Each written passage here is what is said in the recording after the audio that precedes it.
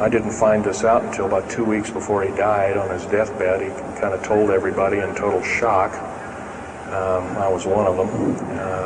In fact, I didn't believe him. I thought he was kind of in delirium or something like that. And of course, other things have come up since. And so, anyway, he was captured by the French, turned over to the Third Army, U.S. Third Army, and then U.S. Third Army turned him over to the Navy. And he was a master machinist. Now, it's not a journeyman. A master means they can take a block of metal and make a gun or a watch or some other fine instrument. And he was a master machinist. He later became an MD doctor and part of the aerospace medicine group of the United States Navy. Was instrumental in helping build the USS Nautilus and its first nuclear-powered predecessor, the Enterprise, the first nuclear-powered aircraft carrier, and other ships like it.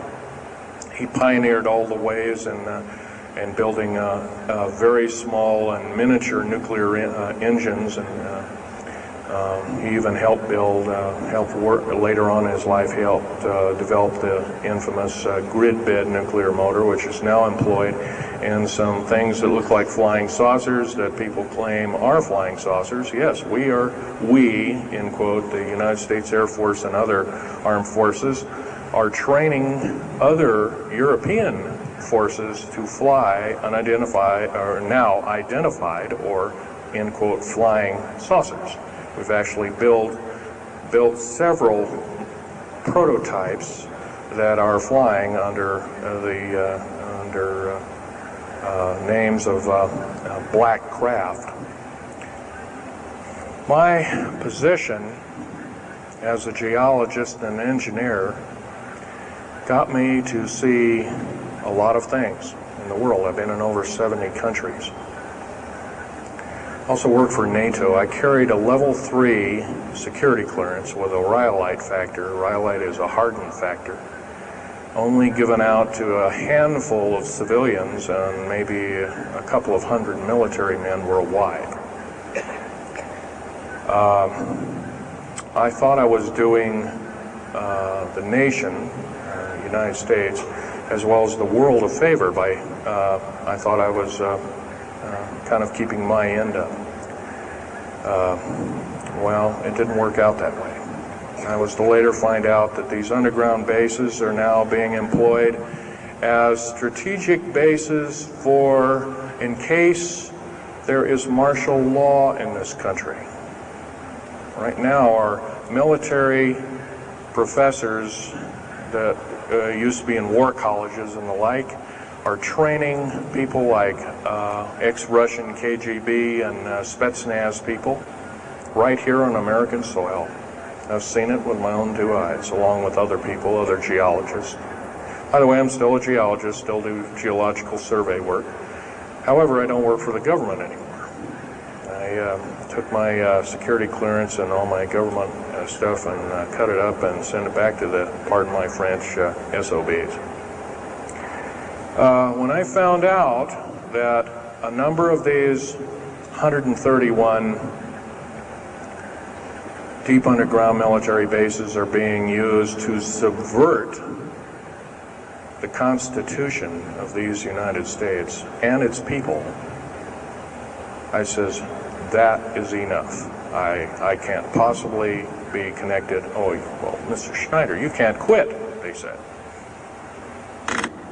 Well, I says, yes, I can. I'm an individual, I'm going to quit, and I'm walking off the job. And he says, so I got arrested and casually told, well, you got to finish a job. And so I caved into that part, and I finished 3 weeks, and then at that time my father was dying, and I was allowed home, and I never went back for my paychecks. Don't intend to either. These people are beginning to show signs of being our utmost enemy.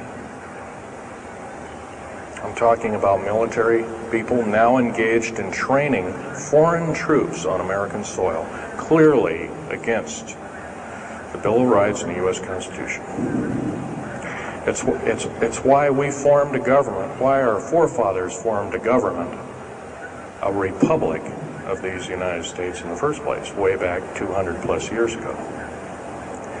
Because the drawing and quartering of soldiers, taxation without representation, law by edict, otherwise known as today's version, executive order, among other things.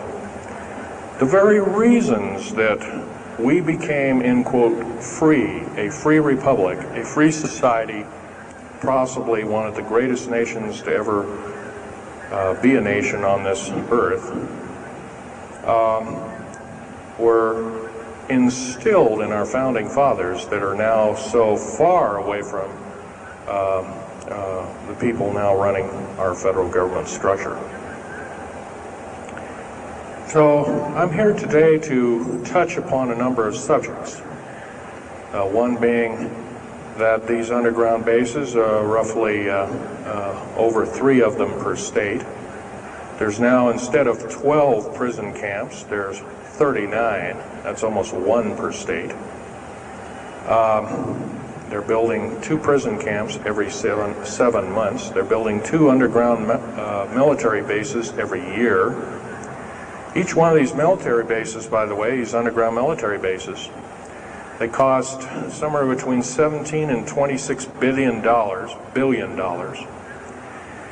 They employ 1,800 to 10,000 workers each in varying grades of skill. They gobble up totally through the black budget, over 1/4 of the black budget, or roughly $310 billion. Of course, you may say, well, where are these figures coming from? Well, the black budget, as we know it, in quote, black projects, which anything called black is significant of hidden from Congress, hidden from the American people, and very few people are even in the know about it at all. But black budget per year garners over $500 billion a year. And it's these kind of huge quantities and sums of monies are garnered through CIA drug activity, National Security Agency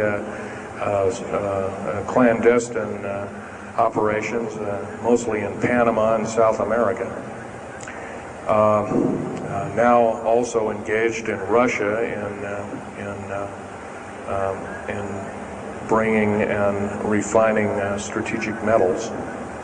By the way, you might want to ask, where's all these kind of interesting new metals coming from? Over here on the whiteboard we have the new periodic table. It's got 140 elements. Now in our high schools of today, I was in a high school about a week ago, I saw a new periodic table had 105 elements on it. Now somewhere we're not being told the truth. We're being lied to at every turn and every corner. We're considered less than morons. So the government has made itself an entity, an independent taxing body, an entity into itself, and isn't accountable to anybody, not even the so-called New World Order. They just go ahead and do everything willy-nilly as they please. There's nobody checking. You don't have to worry about this. Occasionally there's a senator who pokes a nose in here and there, and that senator finds out either nicely or not so nicely that you don't do things like that. Now, if we're to gain a grip on our country, if we're to take our country back, we must first ask our public officials if they cannot tell us the truth, and we will impeach them, or they will be impeached, or they'll be tried as traitors. This is pretty stiff language. Already it's slowly beginning to trickle out and to occur to a number of people that this may be the only way out. Also, our founding fathers, George Washington, Patrick Henry, and a few of the other ones, came up and said that you don't want to let the beast out of the box. And they were talking about a runaway government. You don't want to allow your government to become like England. at that time. And so they warned us about this very same kind of thing. First of all, the United States is not a democracy. It's not a republic anymore. It should be a republic. That's to the republic for which it stands, one nation under God. Why we can't even pray in the public schools anymore? We have to have a Supreme Court judge or group of them, plus Janet Reno and company, among other things, telling us what to do. Interpret for us as if we cannot read with our own two eyes and understand with our mind. This, of course, is bad policy all the way around. And I guess I don't need to blow that by your ears. Okay, on another subject, I have a number of items up here at the table. One of which here is, well, I can show it, is a heavy hunk of rock indeed. It has a weight of about a little bit more than a pound, 2.5 times the weight of uranium. It's not radioactive, can never be made radioactive. It's composed of earth, rare earth, clays, and powdered metals, as well as an alien element, mostly from crashed, retrieved flying saucers and those of the kind that have happenstance to crash in our deserts and backyards, so to speak. It's called mironite. This is employed in every stealth aircraft, every black jet, throughout the black budget. Also in the very small quantities in the skins of black helicopters. Mironite. Here's another thing. Here's a piece of probably the purest titanium you'll ever hear or see. It's so pure, it's also composed with other alien elements to make it extremely tough. It's capable of withstanding temperatures in excess of 7,000 degrees Fahrenheit. Our new Phoenix-class submarines, of which we're building 2 a month right now. Phoenix-class submarines is a black budget program. Each one of those submarines costing $208 million just for the titanium hull, which is made of this material. Approximately 10,000 pounds of it. Now, we've got, supposedly, as of the data right now, we've got 106 of these submarines. They're plying the waters and the waves.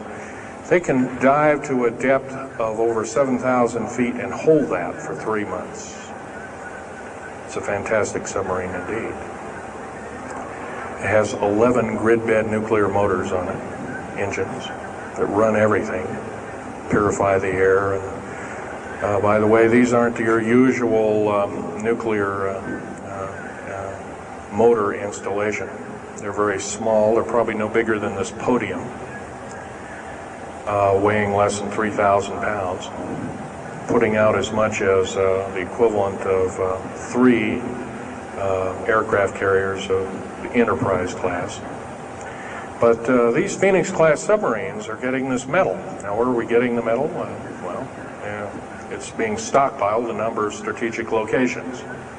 Supposedly, I've heard stories, well, it's being mined on the moon, and I have no way of proving that, one way or another. I think we're probably getting it from Russia, or refining it in outer space. What are we shuttling? Basically, a shuttle, a secret shuttle flight. 1 a week now is going up and back. What are they shuttling? Well, obviously, they've got kind of their own little laboratories up there, space station, and all this kind of stuff. Remember, what you're being told is only just a smattering of the truth. It's not the real truth. Maybe it's 5% of the truth. Maybe it's not even that. You can rest assured you're not getting much. Another strategic metal is this particular bar with some strange crystals on it, scalenohedral crystals of niobium, titanium, rhenium, copper oxide. This complex group of elements, not found on the Earth, in specific quantities. This was developed at identified, or in quote, flying saucers. We've actually built several prototypes that are flying under names of black craft. My position as a geologist and engineer got me to see a lot of things in the world. I've been in over 70 countries. Also worked for NATO. I carried a level 3, engineered all the ways in building very small and miniature nuclear engines, and he even helped work later on in his life. He helped develop the infamous grid bed nuclear motor, which is now employed in some things that look like flying saucers that people claim are flying saucers. Yes, we, in quote, the United States Air Force and other armed forces, are training other European forces to fly unidentified, or now I think a gun or a watch or some other flying instrument.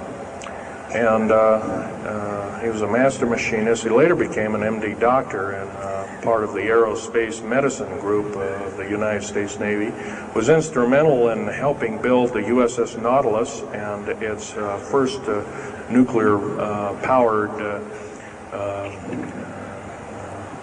predecessor, the Enterprise, the first nuclear-powered aircraft carrier, and other ships like it. He pioneered security clearance with a rhyolite factor. Rhyolite is a hardened factor, only given out to a handful of civilians and maybe a couple of hundred military men worldwide. I thought I was doing the nation, United States, as well as the world a favor by, I thought I was kind of keeping my end up. Well, it didn't work out that way. I was to later find out that these underground, I didn't find this out until about 2 weeks before he died on his deathbed. He kind of told everybody in total shock. I was one of them. In fact, I didn't believe him. I thought he was kind of in delirium or something like that. And of course, other things have come up since. And so, anyway, he was captured by the French, turned over to the Third Army, U.S. Third Army, and then U.S. Third Army turned him over to the Navy. And he was a master machinist. Now, that's not a journeyman. A master means they can take a block of metal